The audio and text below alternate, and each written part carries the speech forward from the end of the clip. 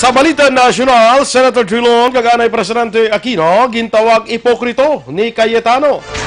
Duterte naglahog ng imbento sang vape, iya ipapatay. Sa Balita International, financial record ni Trump ipagwa antes ang 2020 elections. Balita sa sports, skateboarding champion Didal may pakita ng mga bagong tricks sa 30th SEA Games.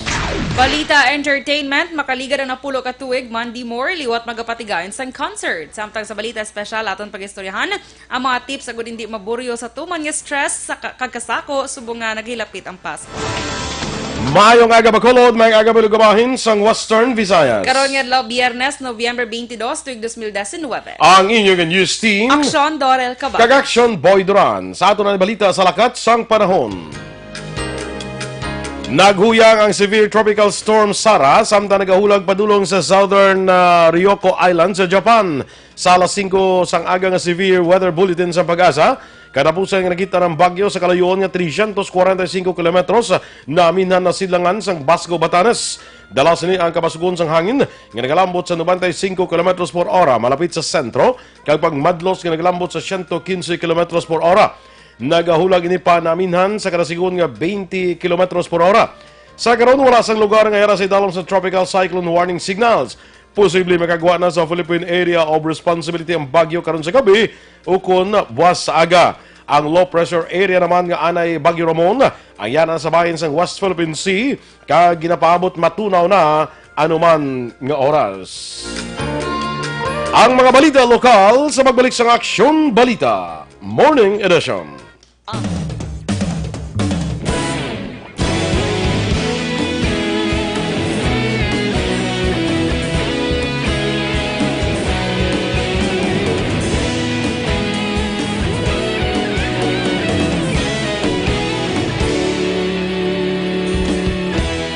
Agapasang banwa, mabugnaw nga hangin, nagadapyan na. Ikaw nang ginapamatian namon ginasandigan. Tingog sang probinsya, kamatuuran ginapalap na. Mensahe nga may dala, paglaom kag kasanat. Tinuig na nagligan, ikaw gihapon ang ako nga istasyon. Sa pagbudlak sang adlaw, sa pagtuhaw sang biton. Mga balita nga gala, inspirasyon. Aksyon radyo, Bacolod man sa gihapon. Padayon Aksyon radyo, Bacolod saludo sa imo. Padayon Aksyon radyo, salamat kisa pagserbisyo. Patas kag balanse, matuod nga mensahe, wala sang ginadampigan. Padayon Aksyon radyo.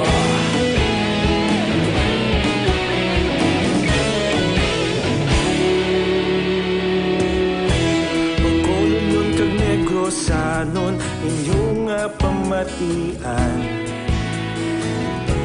Istasyon nga nagapalaplag sang kamatuuran. Mabakod nga prinsipyo, reporter handa sa serbisyo. Kahapon, karon kag sa gihapon, kita magapadayon. Tinuig na nagligan, ikaw gihapon ang ako nga istasyon. Sa pagbutlak sang adlaw, sa pagtuhaw sang biton. Mga balita na may dala, inspirasyon. Aksyon radyo, Bacolod man sa gihapon. Padayon Aksyon radyo, Bacolod saludo sa imo. Padayon Aksyon radyo, salamat kit sa pagserbisyo. Patas kag balanse, matuod na mensahe, wala sa ginadampigan. Padayon Aksyon radyo. Una sa balita, una sa aksyon, sa Bacolod Aksyon Radio. sa balita, una sa aksyon, sa Bacolod Aksyon Radio. Ikaulog na na'y sabisan anong nakalintangan. Responsable na pagbalita, pagdahil na ipalaknan. Malasig pero sigurado, aksyon na may dala pagpalanggan.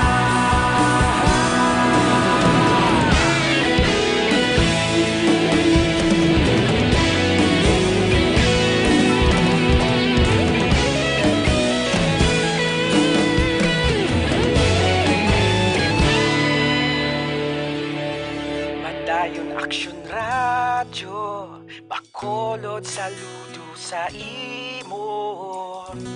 Padayon Aksyon Radyo, salamat gid sa pagserbisyo. Padayon Aksyon Radyo, Bacolod saludo sa imo. Padayon Aksyon Radyo, salamat gid sa pagserbisyo. Patas kag balanse, matuod nga mensahe, wala sang ginadampigan. Padayon Aksyon Radyo. Aksyon Balita Morning Edition. Sa detalye na sang mga balita lokal, nagaplano ang mga opisyal sang gobyerno probinsyal sang Negros Occidental nga mag-inupdanay sa pagkaon sang baboy agud pamatud-an nga hilway ang probinsya sa African Swine Fever o kun ASF virus.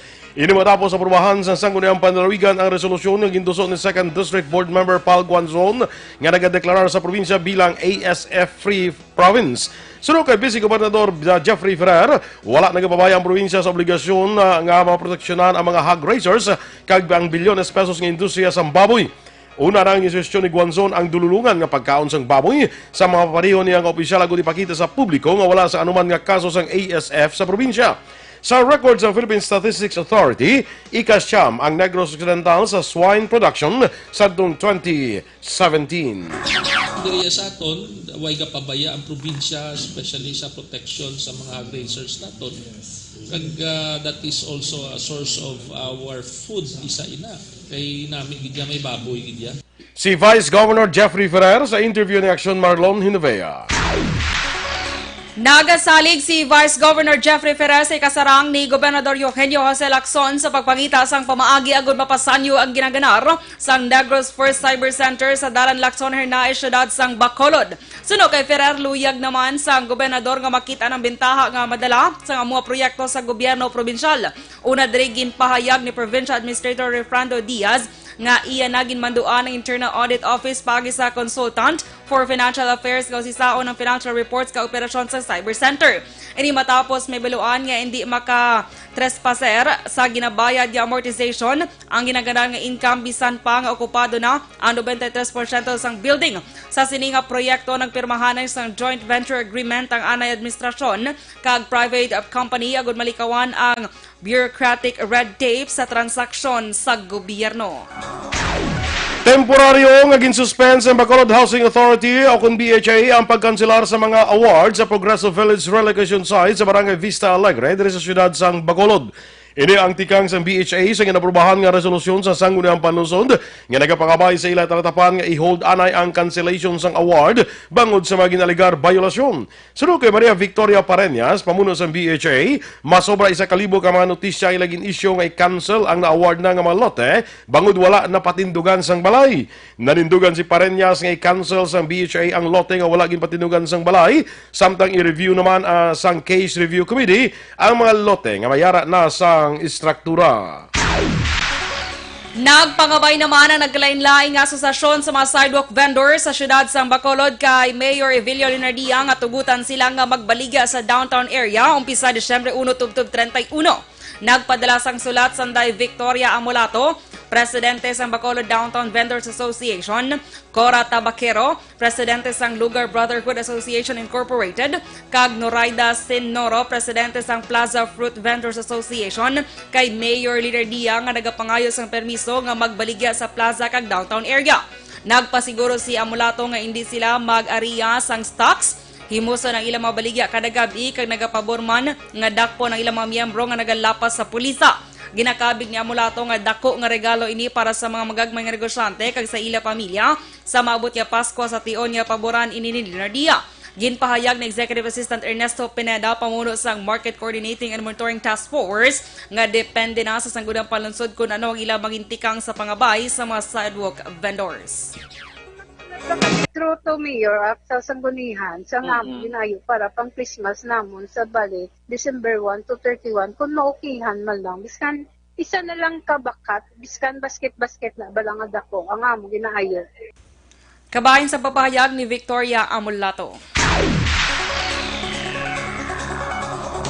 Sa ibang baraton nga balita lokal, ginpahayag ni Vice Mayor Elcid Familiaran nga iya ginasuportahan ang pagban sa pag-usar sang vape sa pampubliko nga lugar sa Pilipinas nga una ginanunsyo ni Presidente Rodrigo Duterte sa Joint Command Conference sa Malacanang sa naligan nga Nobyembre 18. Sunod kay Familiaran, covers ang anti-smoking ordinance ang bakulod ang pagdumili sa pag-usar sang vape sa mga pampubliko nga lugar nga gin-author sadto ni Anay Konsehal Cesar Distrito. Duga pa ni Familiaran, base sa mga pagtuon, hindi maayo ang epekto sa pagpanigrilyo kung pag-usar sang vape kag delikado ini labi na sa mga tao nga makahaklo sang aso sa sigarilyo kung ginatawag nga second-hand smoking. Sunod pa sa Vice Alcalde, hindi manaming epekto sa pagpanigrilyo sa ikayong lawas nga iya naginuntatan na pulo ka tuig na ang nakaligan. Sa dugang balita lokal, nagapangabay si Bacolod City Disaster Risk Reduction Management Office kon CDRMO, Executive Assistant Jo Marie Vargas sa mga hospital, call center company kag iban pang establishmento nga magtukod sang evacuation area. Suno kay Vargas, natala na nga ini nga makigsapol o po mga safety officers sa mga establishmento sa masunod nga semana para hambalan ang evacuation area. Ginpathag ni Vargas, dapat mayara sa evacuation area ang isa ka building, kaangay isang hospital kundiin nila ibutang ang mga pasyente sa tion nga mag-igo o mabaskog nga linog. Suno kay Vargas, iniman ang pamaagi para maproteksyonan ang mga turista nga yara sa mga hotel sa syudad. Ginakabig ni Vargas nga importante ang prevention sa mga kalamidad kaangay isang linog, bangod hindi man mapaktan kung sano ini mag-igo sa isa ka lugar. Formal nga igadonar sa pamilya Montinola sa gobyerno provinsyal sa Negros Occidental ang 2.5 hektaryas nga propiedad sa Hacienda Manaul, Barangay Matabaang, Ciudad Santa Talisay, anuman nga bulan sa unang nga quarter sa masunod nga tuig ang patukuran sang 135 milyones pesos nga Negros First Global Institute of Technology o kon NFGIT, bulos ini sa Negros Occidental Language and Information Technology Center kon NOLIT-C. Sunod kay Gobernador Eugenio Aksyon, napresentar na sa iya ni Mayor Neil Lizares ang pinal nga plano, kag na-inspeksyon naman ang lugar nga patukuran. Nagapati ang gobernador nga inina ang pinakamaayong lugar para sa NFGIT nga makabig bilang premier training center sa probinsya. Nangin isyo ang mga proyekto matapos pamatukan sa mga estudyante kag staff sang Rafael B. Lacson Memorial High School ang plano nga pagpatukod sini sa oval sa mga bulutuan kasunod sa groundbreaking ceremony ang ipitigayon sa itong bulan sang Hunyo.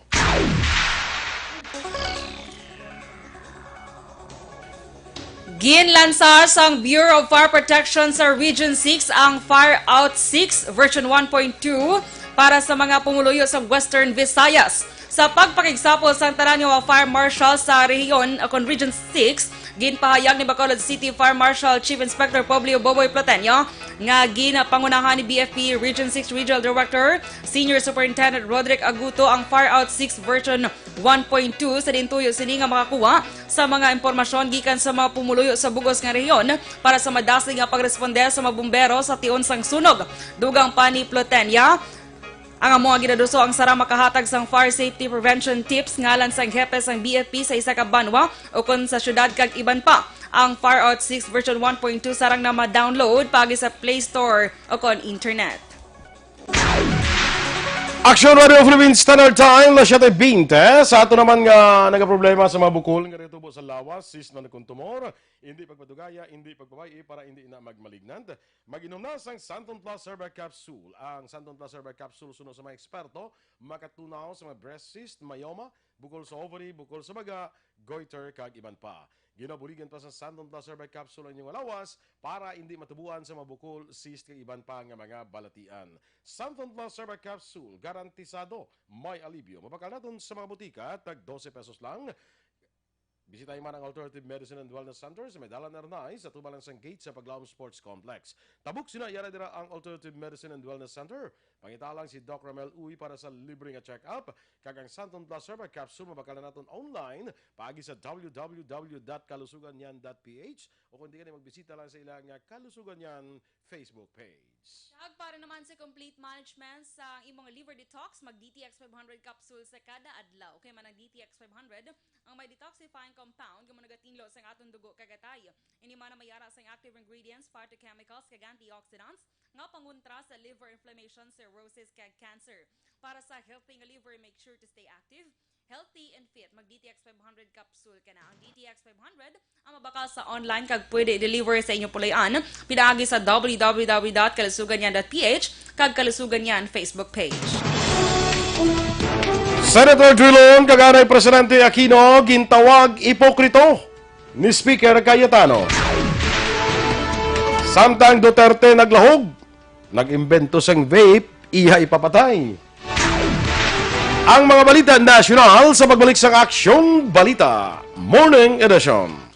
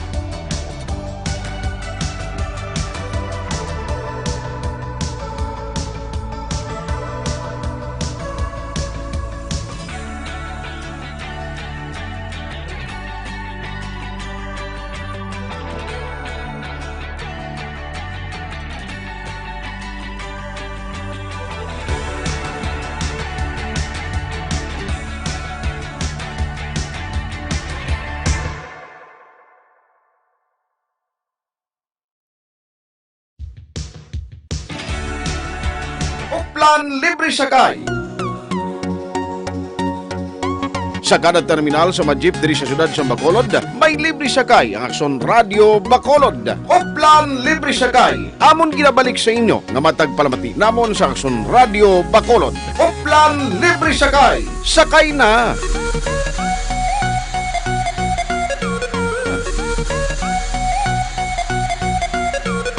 Sakay na.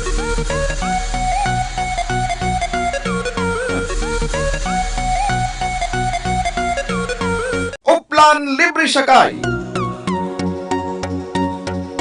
Sa kada terminal sa mga jeep diri sa syudad sa Bacolod, may libre sakay ang Aksyon Radio Bacolod. Plan libre sakay. Amon ginabalik sa inyo nga matag palamati namon sa Aksyon Radio Bacolod. Plan libre sakay.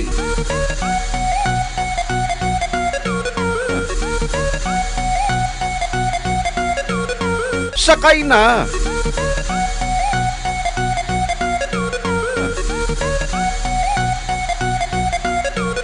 Sakay na.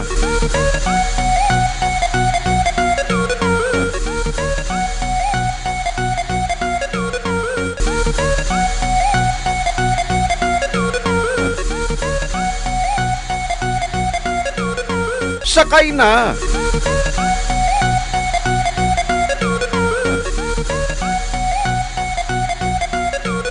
Sakay na! Oplan Libre Sakay. Sa kada terminal sa mga jeep diri sa siyudad sa Bacolod, may libre sakay ang Aksyon Radio Bacolod. Oplan Libre Sakay. Amon ginabalik sa inyo nga matag palamati namon sa Aksyon Radio Bacolod. Oplan Libre Sakay. Sakay na!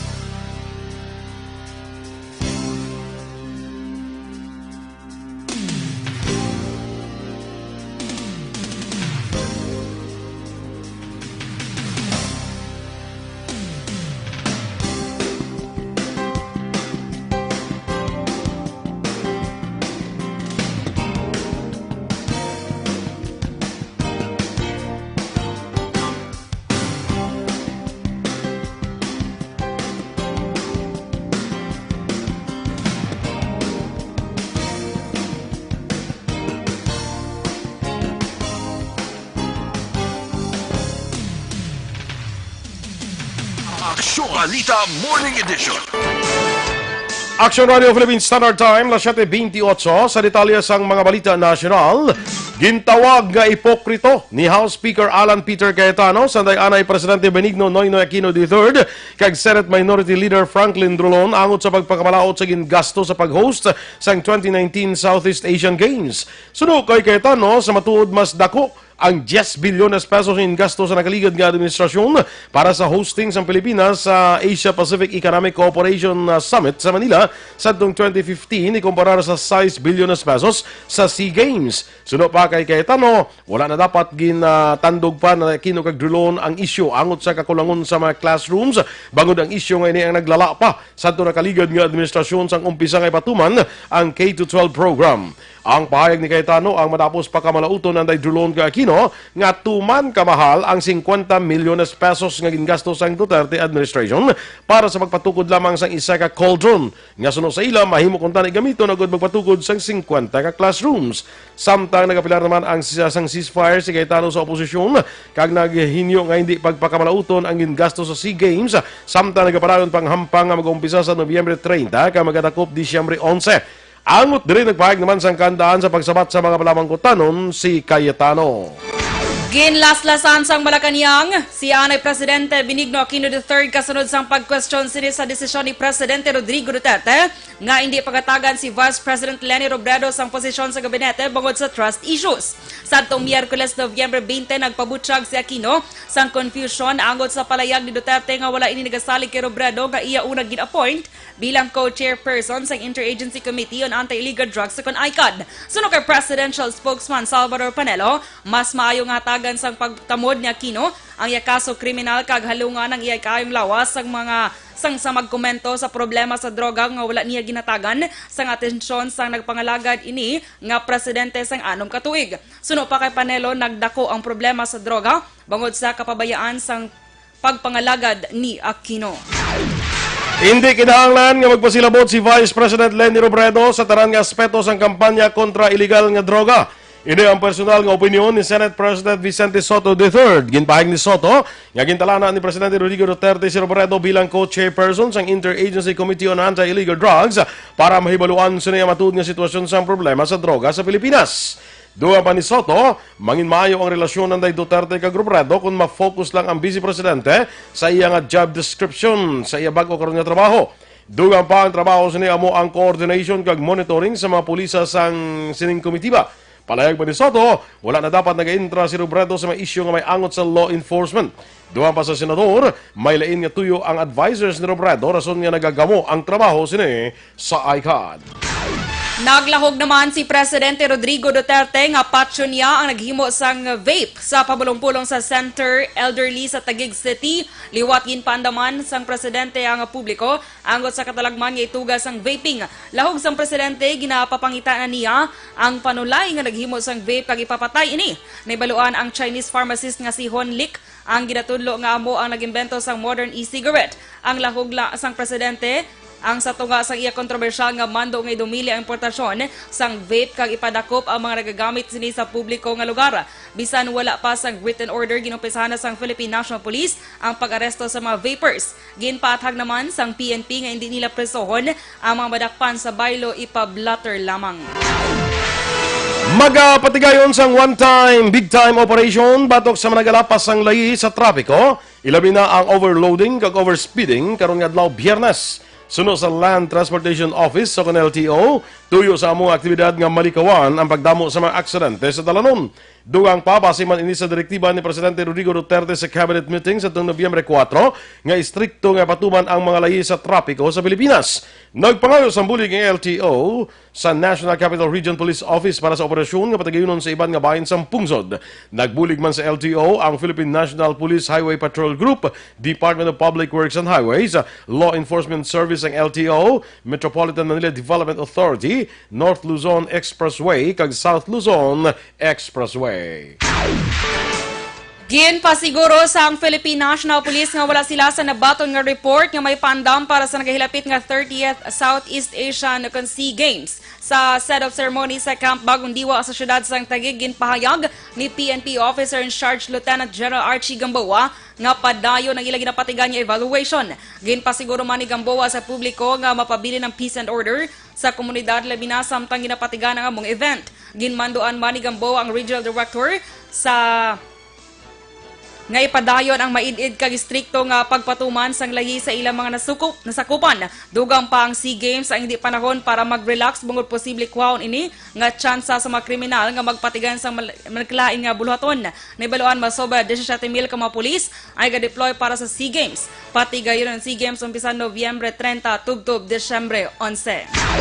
Aksyon Radio Philippine Standard Time, 7:33 sa aton habon pampaligo. Santon Plus Herbal Soap, amo aton nirekomendar sa inyo. Safe nga gamiton kay himo ini sa puro kag natural nga ingrediente, wala sang chemicals nga gamit. Nagapaputi sang panit, nagapakinis sang kutis, mapunggod sa imuguya kag pikas-pikas, mahatagan sang alibyo sang Santon Plus Herbal Soap. Santon Plus Herbal Soap, healthy beauty, affordable price, kag ini pwede na mabakal online paagi sa www.kalusuganyan.ph o hindi gani magbisita lang sa Kalusuganyan Facebook page. Kag para naman sa aton mga ka-aksyon, nabudlayan ka bala sa pagpamuhin, delikado gid inaabangod posible tapikan ikaw sa balitian nga colon cancer. Gani rin ang solusyon, Super Fiber, ang pinaka-epektibo nga panilo sa aton nga colon kag pangontra sa problema sa constipation o kanang kabudlayan sa pagpamuhin.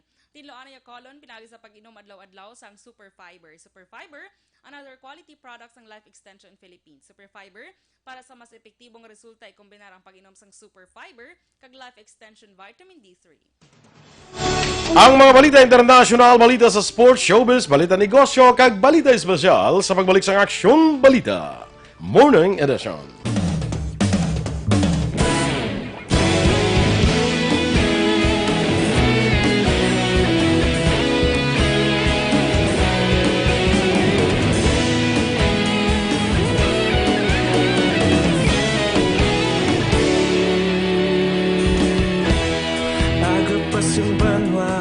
Mabugaw na hangin, nagadapya na. Ikaw nang ginapamati, ang namon ginasandigan. Tingog sang probinsya, kamatuuran ginapalap na. Minsay nga may dala, paglaom kag kasanat. Tinuig na nagligan, ikaw gihapon ang ako nga istasyon. Sa pagbudlak sang adlaw, sa pagtuhaw sang biton. Mga balita ang dala inspirasyon. Aksyon radyo, Bacolod man sa gihapon. Padayon Aksyon radyo, Bacolod saludo sa imo.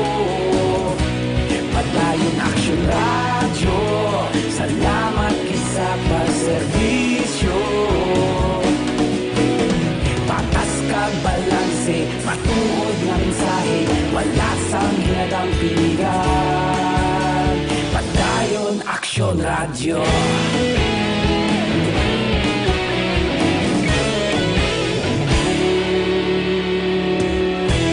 Magkulong kag negosanon inyong pamatian. Istasyon nga nagapalaplag sang kamaturan. Mabakod nga prinsipyo, reporter handa sa serbisyo. Kahapon, karon kag sa gihapon, kita magapadayon. Tinuig na nagligan, ikaw gihapon ang akon nga istasyon. Sa pagbutlak sang adlaw, sa pagtuhaw sang bituon, mga balita nga may dala inspirasyon. Aksyon Radyo, Bacolod man sa gihapon. Madayon Aksyon Radyo, Bacolod saludo sa imo. Padayon Aksyon Radyo, salamat sa pagserbisyo. Patas kag balanse, matuod nga mensahe, wala sang ginadampigan. Padayon Aksyon Radyo. Una sa balita, una sa aksyon, sa Bacolod Aksyon Radio. Una sa balita, una sa aksyon, sa Bacolod Aksyon Radio. Kita ulog na ngay, sabsan anong ang kalintangan. Responsable nga pagbalita, pagdayon na ipalaknan. Malasig pero sigurado, aksyon na may dala pagpalanggan.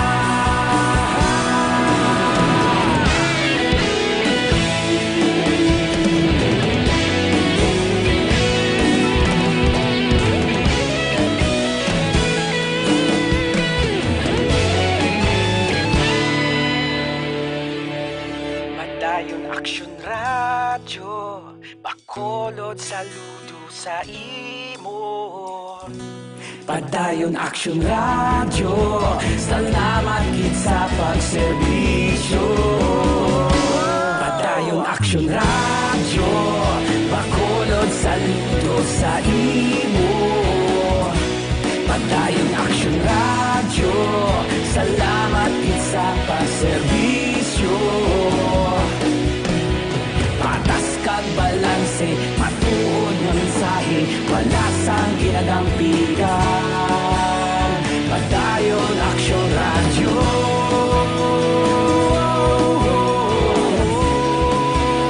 Padayon Aksyon Radyo.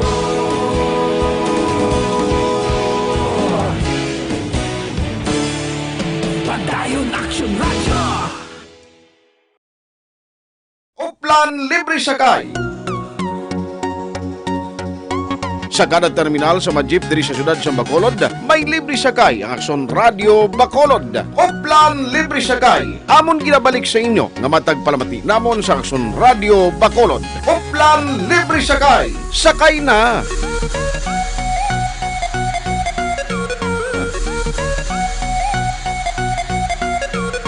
Sakay na.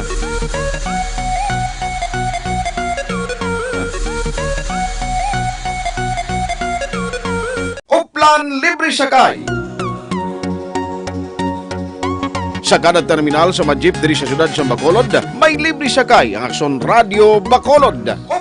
Aksyon Balita Morning Edition. Aksyon Radio Philippine Standard Time na 7:40 sa aton Balita International. Ginpasiguro ni US President Donald Trump nga iyay pagwa ang iyang financial statement antes ang 2020 elections. Ini kasunod sang kasong nga napakatubang niya sa US tax returns